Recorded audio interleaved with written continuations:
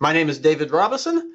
Today we're going to be looking at the new features that we have coming out for DesignMaster Electrical 8.6. We have begun beta testing for this. It is available for you to test if you would like to. So contact us and we can get you set up if you want to try the new features out. The major new feature that we have is breaker curves in this release.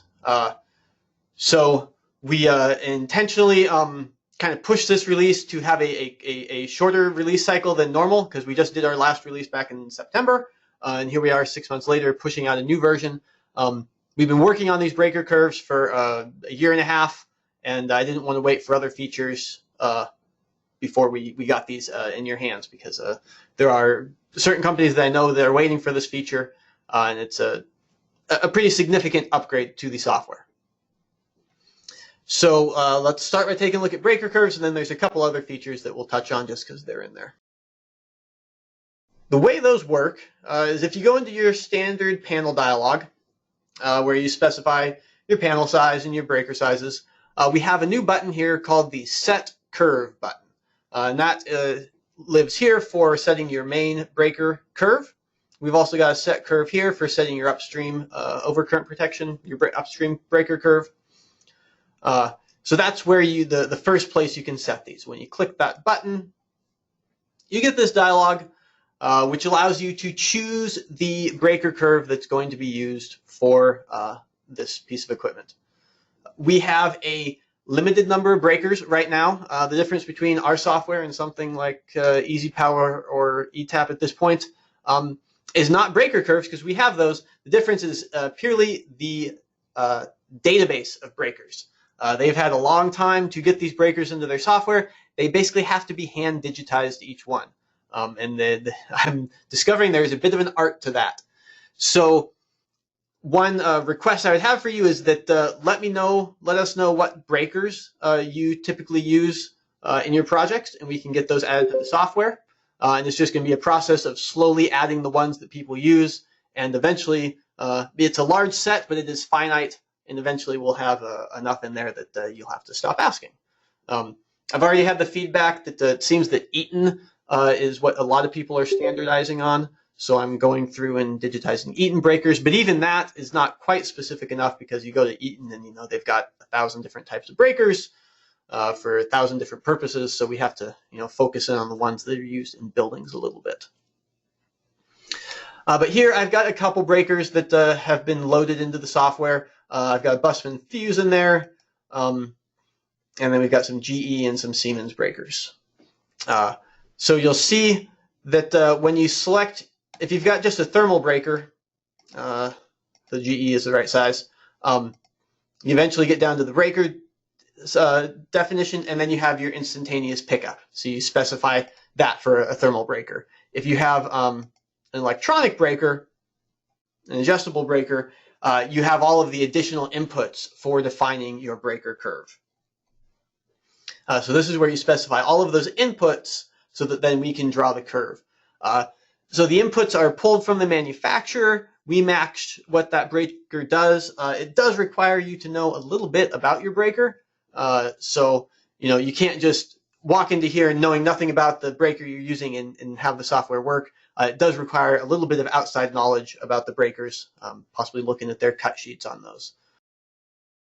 So I'm going to just specify for this first one, this disconnect, we'll just choose this molded case circuit breaker here. So once you have your breaker set, then you can actually insert the curve on a graph on the drawing. So we've got these new commands here. I'm going to insert my selective coordination graph. I'm going to take that H1 panel, do the main disconnect, put that on the drawing, and this is what the output looks like. So we draw a little graph for you, we label it, we draw a little arrow. AutoCAD's a little fussy with the line types, but that's supposed to be a dashed line to kind of have the minor grid lines kind of fade into the background a little bit there. So we draw the breaker in, we label it. Right now, the format of this is not really customizable. You can change the colors, you can change the labels, but how everything is kind of laid out is fixed in the software. I debated how much customization I want to put in because everyone wants things to look differently. But I'm hoping that we can have this such that there's just a single format and that people can be comfortable. We can get a format that if it doesn't work, get one that does work and have it be consistent, just so that we're not spending all our time developing software to customize the look of this, but instead can focus on loading up breaker curves. There's a question in the comments, can we do breaker curves in Revit also? The answer to that is not yet. So right now we're looking at purely, strictly our electrical software. We have our add-in for Revit as well. And we kind of have to develop these two programs in parallel at this point. So right now we chose to put the feature into AutoCAD first, and then we will eventually be putting the feature into Revit as well. So this will eventually show up in Revit. It's not there yet. It's going to require a little bit of work to make all that happen. Another question is, can we move the note pointer? Because it can get messy with several breakers. And so the answer to that one is no. And again, the hope is that we can lay things out nicely that you would never have to. One can dream. We'll see if we can accomplish that or not. So let's put another breaker on here and see what happens when we have them. Because one breaker by itself, it's pretty, but that's never what you're doing because you're actually trying to coordinate your breakers. So let's take L1 here. We'll choose a different breaker. There we go. You'll see that some breakers don't have a instantaneous value that can be changed, so you just get a fixed value. Others do, so I'll choose this Siemens breaker. And then we're going to modify this graph here, and we'll put that curve on there as well. It updates the curve for us, and it puts everything in. So we've got, so you see here, it's laying out the notes for us, and it's doing the leaders. It does make sure the leaders don't cross. The intention is that it's going to lay it out nicely such that you wouldn't even want to modify it. Again, whether I can achieve that or not, I'm not sure, but that's the goal. So we start to have multiple breakers being shown here, and now we can actually start to do the coordination. So our software just prints out what it is, and then you need to be inspecting these and making sure the breakers are actually coordinated. Once they're on the graph, you can modify them directly from here. So we can use the edit curve command and select one of these curves. So I'll take this L1 curve, and we can adjust this pickup, and that'll actually adjust the curve. So if you take a look here, just so you see, these two pickups are the vertical lines are pretty close. I'm going to adjust this one, and it will pull this a little bit over. It didn't pull it very far.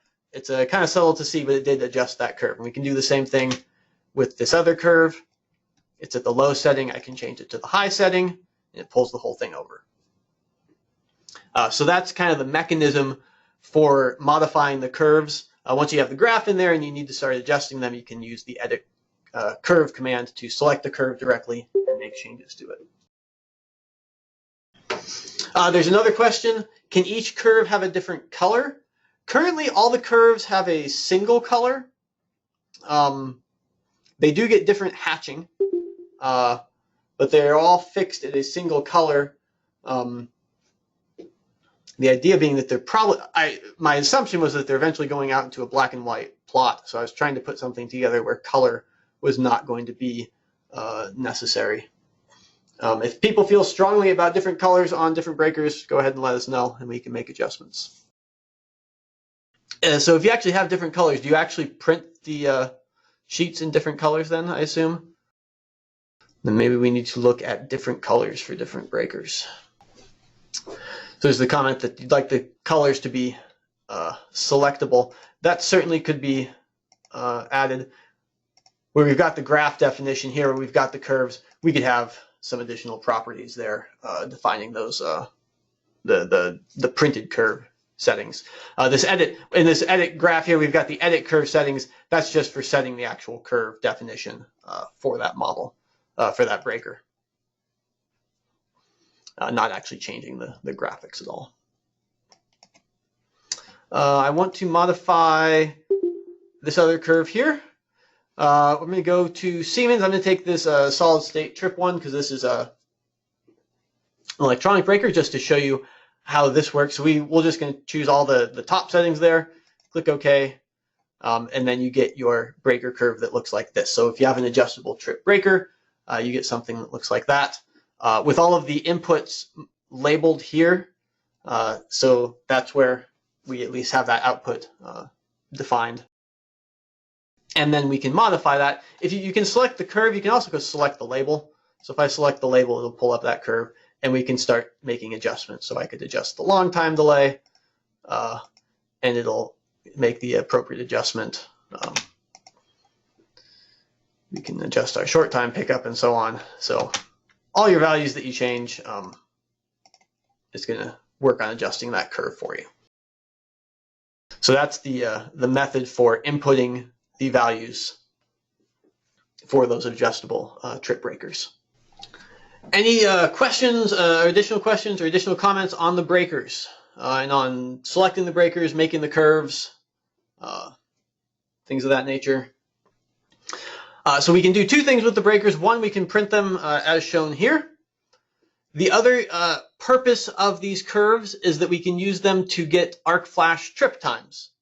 So previously with our arc flash, you had to manually type in your trip times, which was tedious. Now, since we have these curves defined in the software and selected, we can look up our trip times automatically. So if I go to my arc flash settings, we have for our arcing time the ability we have the arcing time. It can be set to manually set it, yes or no. So it defaults, if it's not set, it's going to use the curve.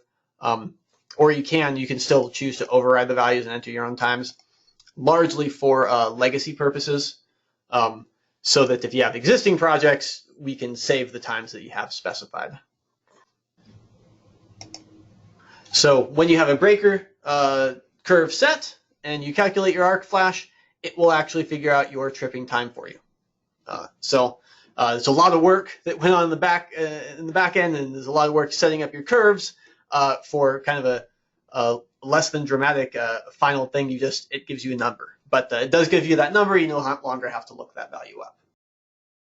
While we are in here, I will mention that the new release does have the new arc flash calculations implemented in them. So the original arc flash calculations were from 2001, I believe, on the IEEE 1584 standard, where they did all the research and came up with some equations. In the 15 or 20 years since then, they've continued to do research on arc flash and made some discoveries. One of the big ones that the arrangement of the electrodes, if you have horizontal versus vertical bus bars, you get wildly different values. The horizontal, like a draw breaker, has about 3 times the energy as a vertical, basically because the arc kind of gets like shot at you rather than shot up the panel. So anyway, they did a bunch of research on that. The Navy got involved because they wanted to see how it would have impact on their ships. And they came out with a new standard in 2018. And so we now have that implemented in the software. So there's new inputs for your arc flash.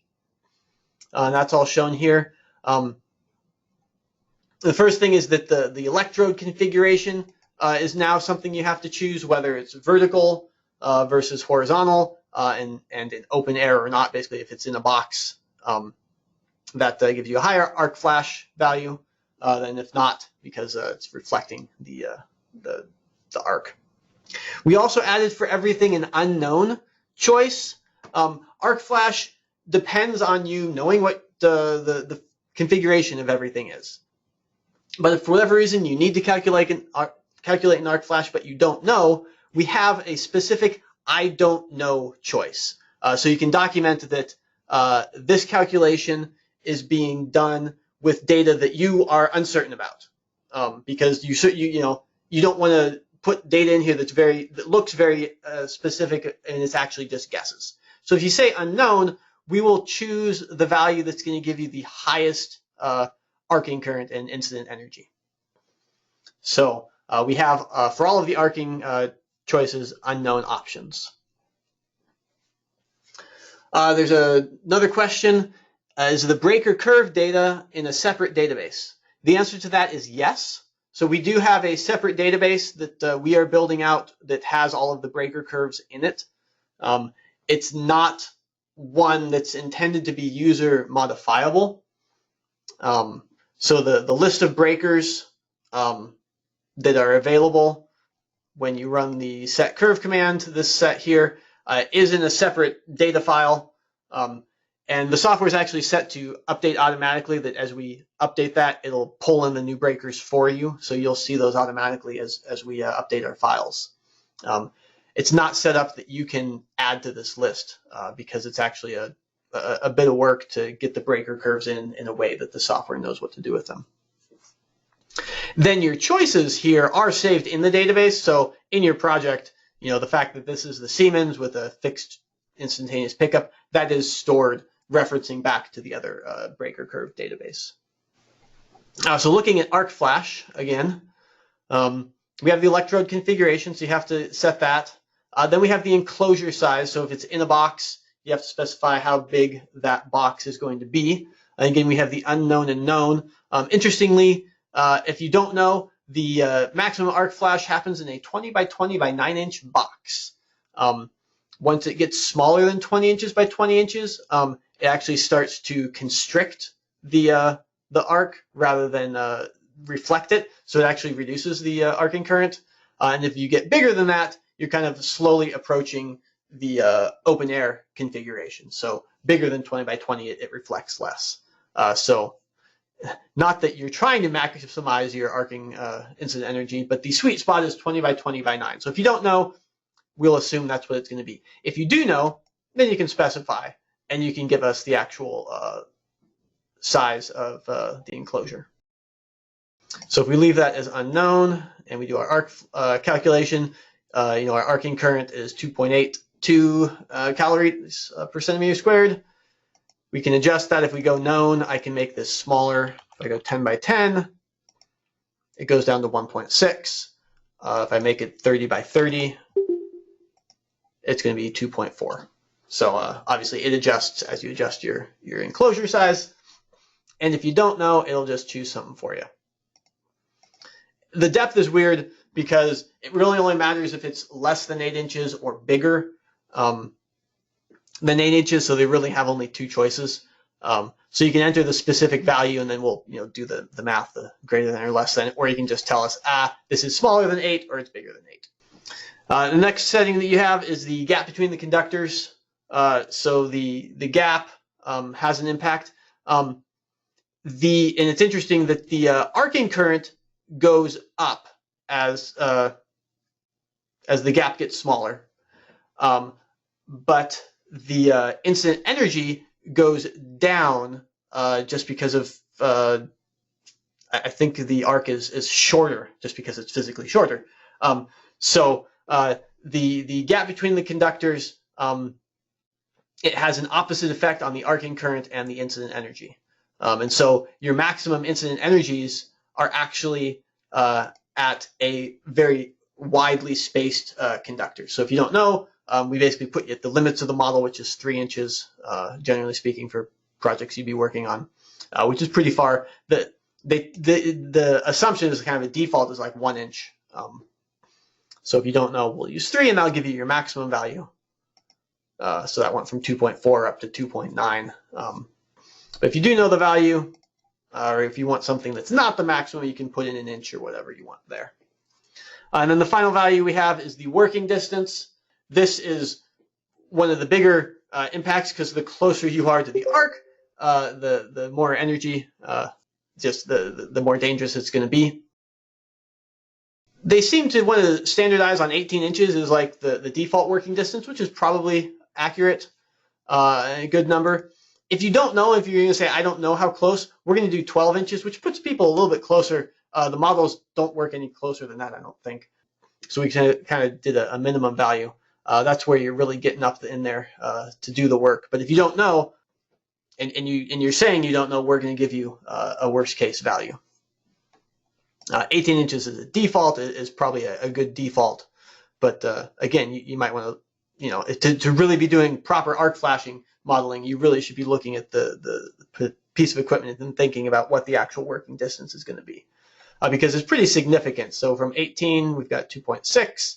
If we just go to 12, it goes up to 4.6. So it's not near exactly doubled, but it's going up quite a bit. If we go up to 24, it's going down to 1.5. So the curve drops off there.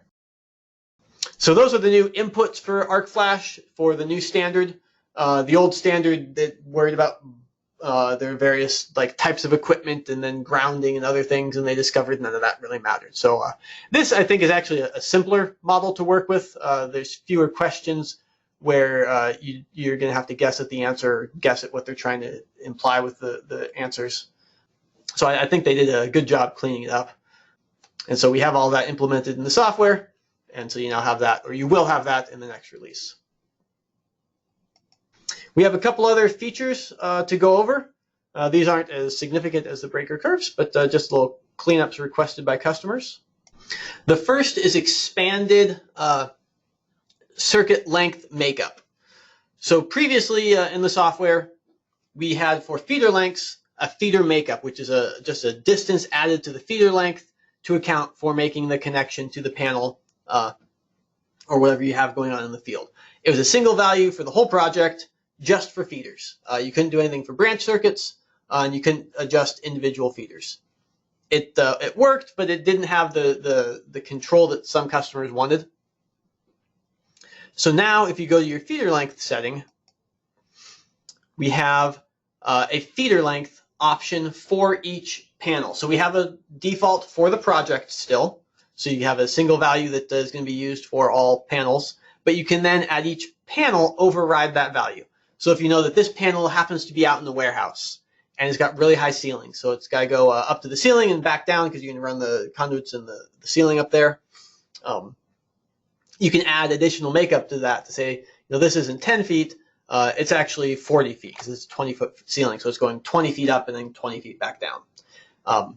Because our calculation will do the XY distance between panels, and if they're on different floors, we pick that up. But if you have two panels on the same floor, but you're going up to the ceiling, our software isn't seeing that. So you basically can tell it, okay, here's additional distance. It's going to take into account that vertical change. And now when we do our calculation, we'll get that extra distance in there. So it went up from the 14 feet to 44. So we've got a longer feeder now. So you've got the feeder length, feeder makeup for feeders. And there's the question, what is the distance between feeder length and feeder makeup? So feeder makeup is the additional distance added to the length that we calculate. So, and so the final length is kind of the calculated length plus the makeup. So taking a look at the project here. So we've got L2 here, and we've got L1. So the length we're going to calculate is just the distance between these two blocks on the model. And so that's giving us like 4 feet because they're right next to each other. So that's going to be calculated using the feeder length calculation method, the distance between the two. And then we've got the makeup, which is going to be added to that value.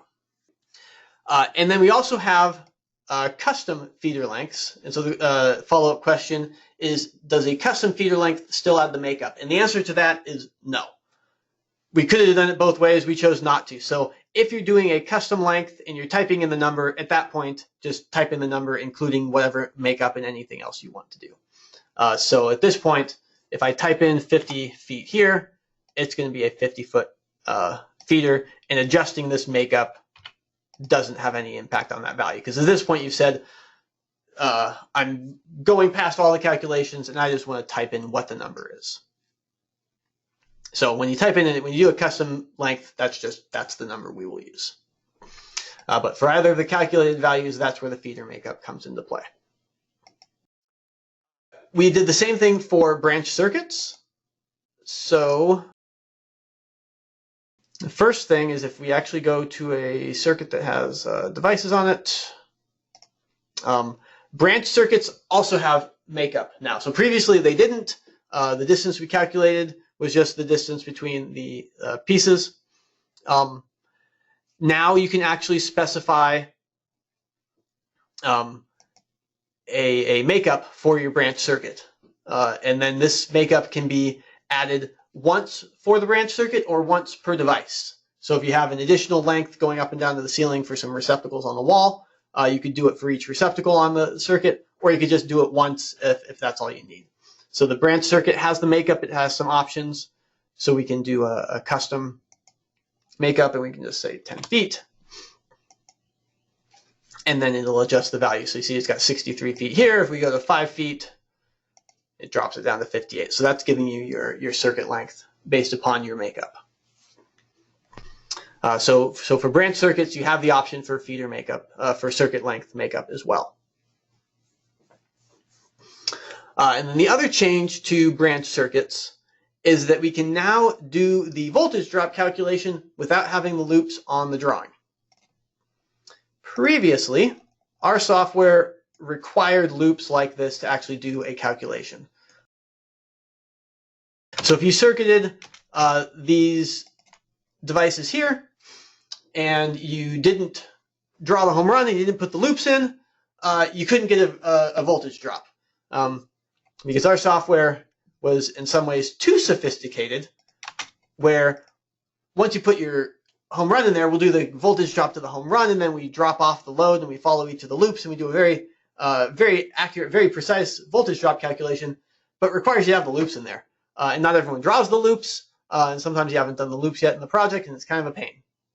So we've eliminated that, and now if you don't have the loops, we just figure out the average distance of all the devices to the panel, and we put the whole load there and say, well, that's probably pretty close.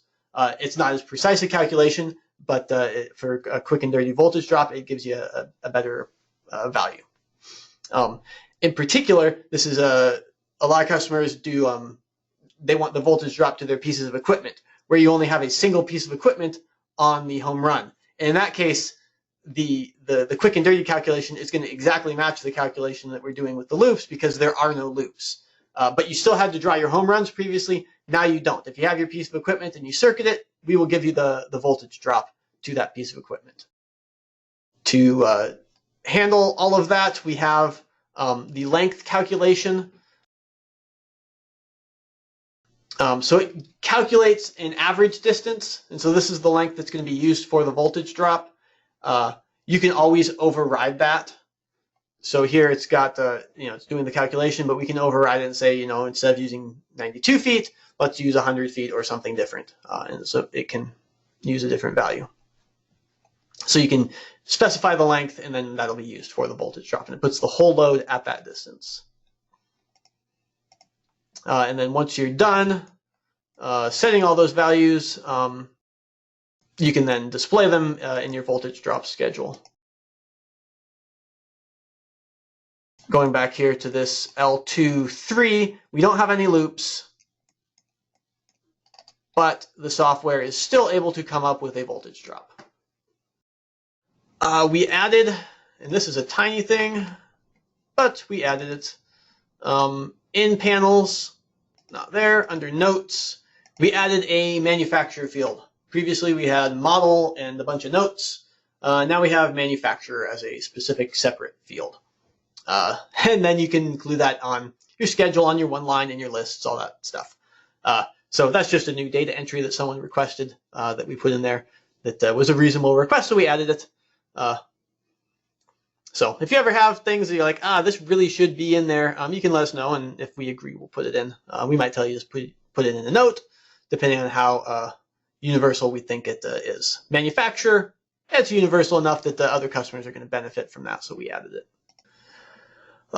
Additional question, do we have a way to exclude specific circuits from being included in the voltage drop table? Sometimes it doesn't exclude circuits that we don't want to show. We do not have a way to do that. Well, we do and we don't. So what this shows is this is going to show you, we have options for which circuits. So we do have this. We can show none of the circuits. We can show all of the circuits. and then we can show all of the circuits with load, or we can show just the circuits that exceed the 3% recommendation by the NEC. So we have ways to filter it, but if there's a specific circuit you don't want to show for a specific reason, we do not have a way to do that. Depending on how you're doing your output and what you're trying to do, one way you could do that would be to, using our new branch circuit length, force the length to basically 0, and then you won't get a voltage drop on that. I don't know if that would exactly meet the needs of the request or not. So sometimes you want to have something included, but you don't want it to show it on the model. So, and this is our standard workaround. Like, we'll just throw it on the drawing, circuit it somewhere that's not going to plot. Obviously, the distances are wrong at that point. Your voltage drop is wrong at that point. Yeah, I can see that definitely be an issue. I've made a note of that. I will consider what to do. Certainly, there's the workaround where you could force the length to something more appropriate. So that at least gives you a definite way to get around it. All right, well, everyone, thank you for attending the new features webinar for Design Master Electrical 8.6. This has been David Robison with Design Master. If you have questions or comments, you're always welcome to contact us directly. Our phone number is 866-516-9497, and our email address is support@designmaster.biz.